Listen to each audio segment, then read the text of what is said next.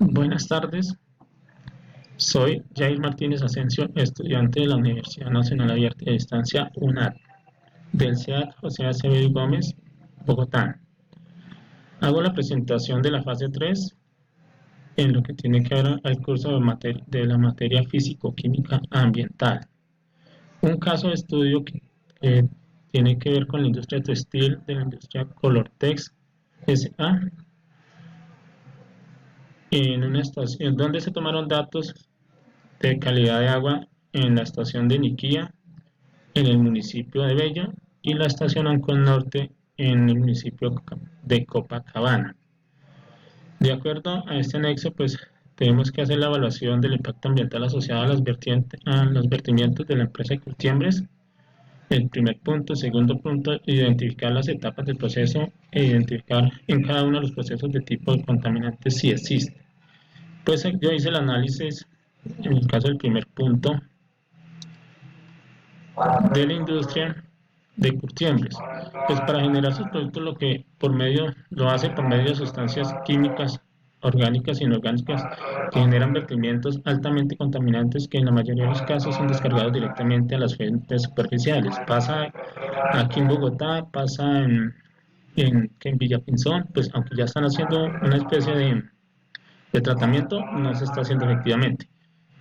Entonces, para este actor, para Salas, el curtido del cuero lo componen varias etapas, empezando con el remojo, almacenamiento, pelable, desencalado, desencarne del cuero, de acuerdo al animal, de acuerdo al animal de donde provenga la materia prima. Proceso como conocido como ribera, que eso es prácticamente donde son como los patios donde descargan los cueros y hacen el proceso. Bueno, entonces para el segundo punto, lo que tiene que ver con lo que tiene que ver con el proceso, identificar el proceso y en cada etapa los contaminantes que producen, pues medir, pues es este diagrama de flujo de procesos, impactos ambientales y alteración físico-química del recurso hídrico. Entonces, en el proceso de ribera, que es donde consiste en el almacenado, remojo, pelambres, desencarnado del cuero.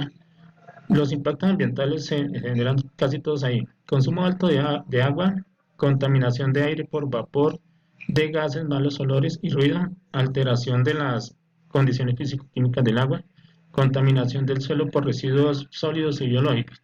Y la alteración físico-química del recurso hídrico es aporte de carga de DQ y dureza en ese proceso. Ahora, el proceso de curtido consiste en la purga, el piquelado y el neutralizado. También existe alto consumo de agua, contaminación del aire por vapor, gases malos, olores y ruido, esto debido a la cantidad de sales y químicos que se utilizan en ese proceso. Alteración de las condiciones físico-químicas debido también a la utilización de químicos y sales. Y contaminación del suelo por residuos sólidos, pues son residuos que siempre se están generando en todos los procesos y que no son bien procesados o bien almacenados o bien depositados. Y en este proceso lo principalmente es la alteración de pH, otra vez la de QO y el cambio de temperatura del agua. Ese cambio se debe a las reacciones químicas que hay en estas sustancias, hace que suba la temperatura. Y el último proceso, que es tintura, el teñido, el desengrasado, secado y planchado, que ya es cuando sale el producto terminado.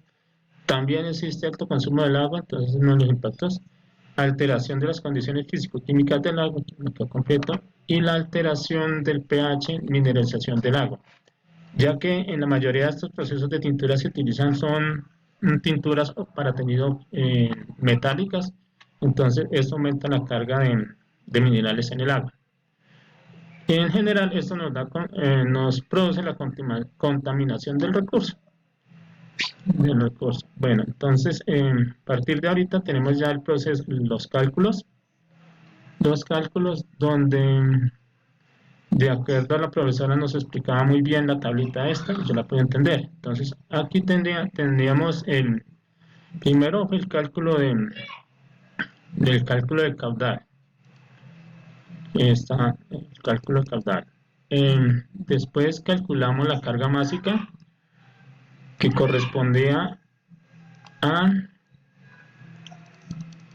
que corresponde al caudal por la concentración por la concentración de sólidos totales suspendidos.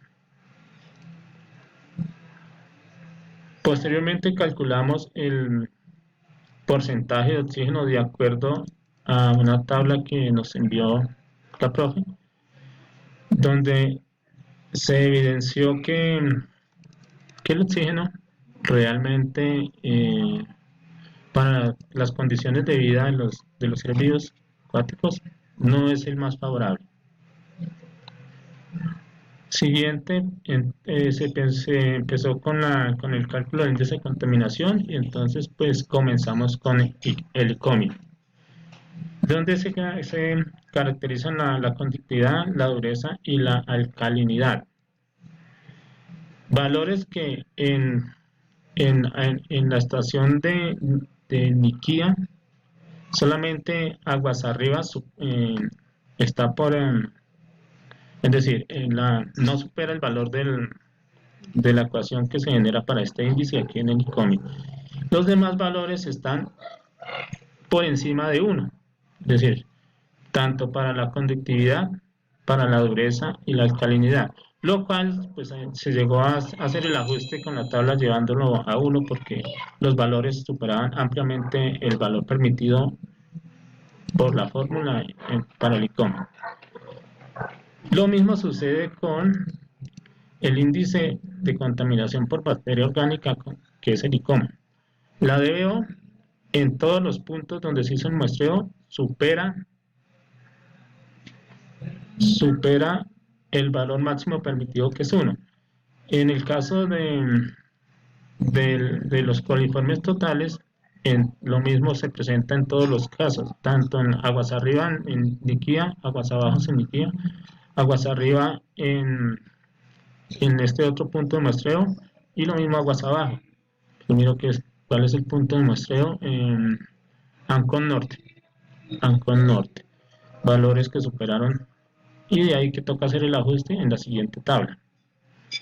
Bueno, entonces seguimos con el ICOSUS, que es el índice de contaminación por sólidos suspendidos.